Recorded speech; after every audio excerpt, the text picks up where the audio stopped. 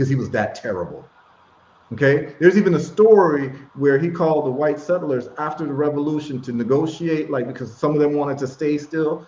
And he said, okay, well, we can negotiate in peace. The war's over and this and that. And we're not going to, we're going to negotiate in peace. He brought them all to a beach and he slaughtered them. You understand what I'm saying? This is the type of guy Dessalines was. He's not a black man to be played with. Dessalines is not a black man to be played with. But so this was Napoleon's orders to Rochambeau was, you have two jobs. One, bring me the head of Jean-Jacques Dessalines. And after you bring me the head of Jean-Jacques Dessalines, I need you to kill all the black people on the island. Because they're ruined. This is what he said. They are ruined with the taste of freedom. They are ruined with the taste of sovereignty. We cannot change these people. They have fought us. They fought the Spanish. They fought the British. They now are free, and there's no turning back a free man. So we've got to exterminate the whole island for black people and ship in a new batch of Africans. This is literally in his letter. So what that means is this. If Dessalines would have lost, you wouldn't see any black people in Haiti and even the Dominican Republic. It would be pure genocide. Just like you don't see Native American, you don't see the Taino, you don't see Arawak, you can see them in Dominica, they have a little reservation and all of that. But the deal was to commit genocide on all of us on that island. That was the deal. And maybe import new black people who have not had that taste of freedom and break them through the transatlantic slave trade again. And that was the order that he had, and Dessalines did his job for us. He did not let Napoleon win and defeated them in January 1st, 1804. Every single black person in this world, I don't care where you are, and I don't care if you're a black person, you're an Eskimo, you should read the Declaration of Independence written at Gonaïves by Dessalines in 1804, January 1st, and read the Constitution of Haiti in Dessalines. Everyone should read that. This should be just like how Jewish people have their little thing that they read. They have their Talmud. The Ashkenazi Jews, they have that, and they make sure that they inculcate them with that. And the little Jewish children grow up with a sense of superiority because they're reading all their stories and they're told that they're the chosen people and all of that. And they grow up with a sense of, and they feel like they can rule the world. And this is what we have now: a people who are so confident that they're overplaying their hand. But you got to give it to Israel. They did what they thought they had to do for themselves. And they're a very powerful country, and a lot of people are in fear of them, and they're able to get these Arabs on the run I'm not saying what they're doing is right, but because they have the power, and they also take science and technology very seriously, where I think they make up 0.1% of the world's population, but 50 to 60% of the Nobel Prize winners in science, in physics. This is a very serious people that are formidable. And what I'm saying is that we could develop ourselves to be that people, but we're going to have to look at our victories and inculcate that in our children. My son, he's reading the Constitution. I'm asking him questions about the Constitution. I started doing that. I started reading this and that, because imagine if every little black boy saw Jean-Jacques Dessalines as the standard. No matter where you were, I don't care. And listen, I don't care if you're in Ghana or Nigeria or Brooklyn or Brazil or Jamaica. The Haitian Revolution has to be studied by every single black person to get a sense of who we are and what we can do when we decide that we want to unite. When we decide we want to unite, up until then, we're debating about identity, whatever, but all these people were in Haiti from different ethnic groups in Africa, different islands, and decided that they were going to make a decision that this is what we're going to do. And they stuck to it. And they got what they got with their liberation, but everything fell apart because Haiti was isolated. Didn't have anyone to trade with. Remember, the black world was under chains in 1804.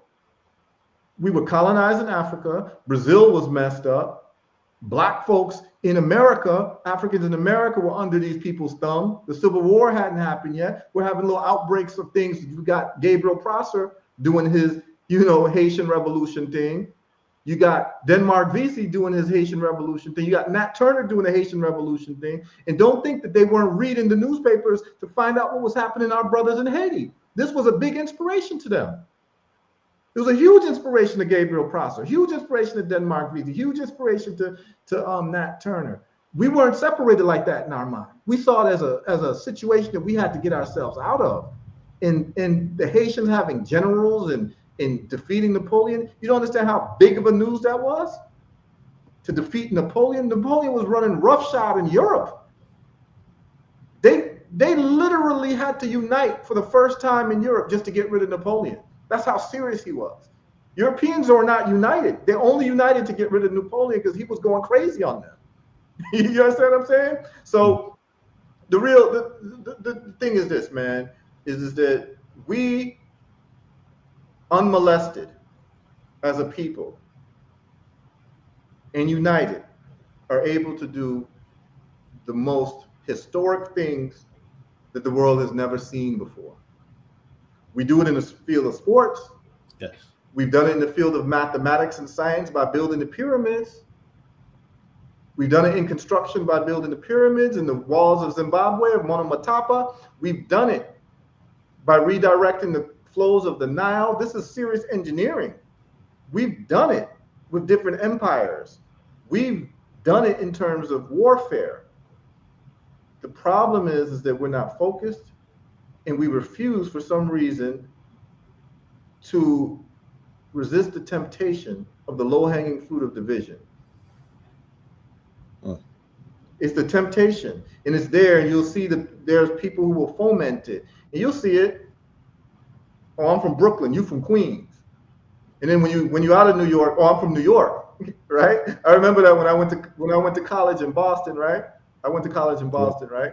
And the New Yorkers were all united, but when they were in New York, they weren't united. You get what I'm saying? So like people from the Caribbean, you get Jamaicans and Trinis warring against each other, but when they come to America, they're all at the Caribbean Fest. You understand what I'm saying? Because now we're Caribbean, right? But when I'm back home, I'm Jamaican and you Trini and this and that, and all of it is phony identities that were carved out by our tormentors.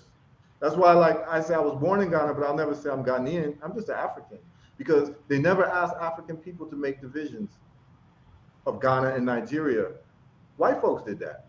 And as a matter of fact, if white folks wanted to, they could have stretched Nigeria farther east and I would be Nigerian. They could have stretched, they could have stretched it farther west and I would be Nigerian today.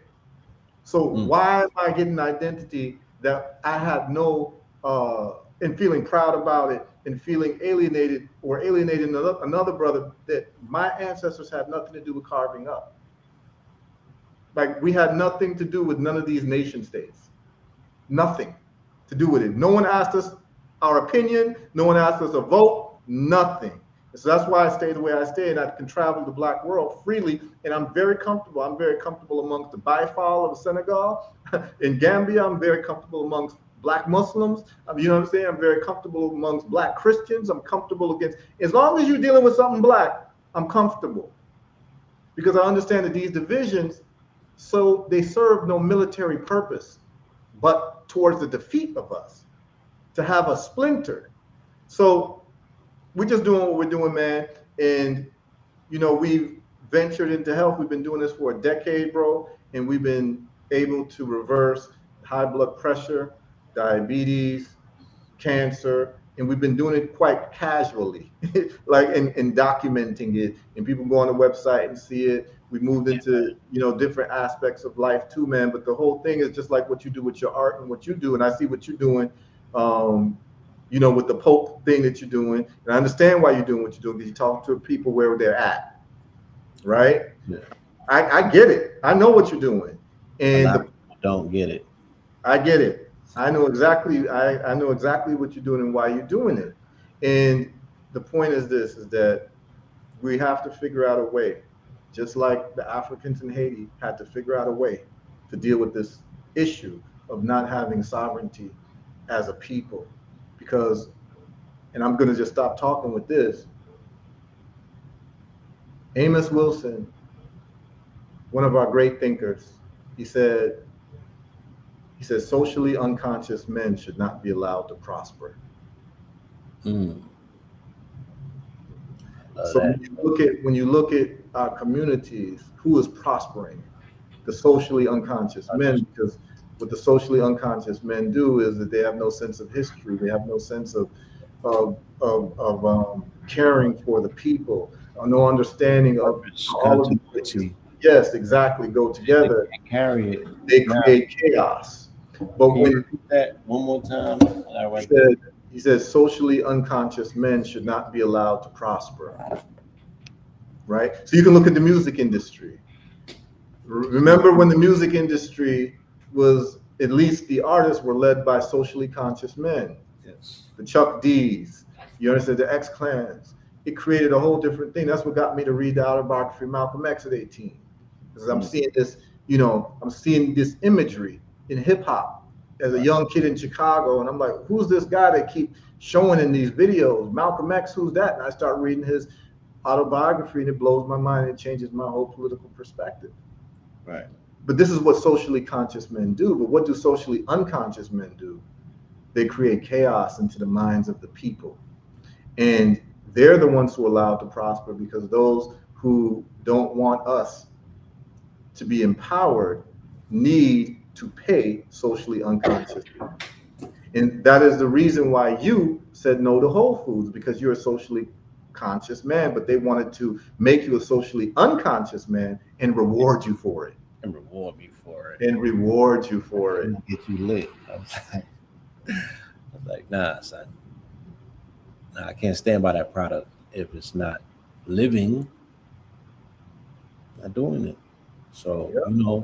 I do it on a smaller scale, you know. Um, it is what it is at this point. But I can live with myself as a result. You know, I like who I see when I look at myself, and I'm like, yeah, you know. Yeah, you see, but these deeds extend So, our the lifetime. book again. Yeah, this is my book, y'all. All right. Yes, You know, so my book. But again, brother, an amazing presentation, and I think that this was definitely, on par with what we're speaking about, because when we ask what the health and we speak about health, and I started with the mental deterioration of our people, our mental state is just as important as anything else, because if people are not conscientious of how to critically think, then the things that they put in their mouth, the things that they end up susceptible to, if they have no sense of history, backdrop, or purpose, then yes, they're going to be socially unconscious as well. And they're, so much more easier for them to be led into convenience. That's why convenience stores are open 24 hours. You know what I'm saying? And everywhere else is a food desert. So, you know, I think this was a very appropriate conversation to set the pace for the continuation when we get to New Orleans. hmm We're gonna be battling a lot of menticide out there just to get our point across. Cutting into what people conceive to be culture, which has become crystallized in their minds for whatever reason. And a lot of our people, like you said, hitting on the concept of itis, they're still falling back on slave diets and celebrating the fact that they got itis. Yeah. Yep. And we even call it, I got the itis. Yeah, I got the We itis. even say that. It's in our vernacular. I got the Never. itis. And you're literally saying I got inflammation. I got inflammation. Yep. I've stuffed myself Yep. to the degree, where my body is crying out, you know what I'm saying? And I'm gonna ignore it and attempt to go to sleep on it. And all of that stuff that's non digestible is just sitting in my gut. and then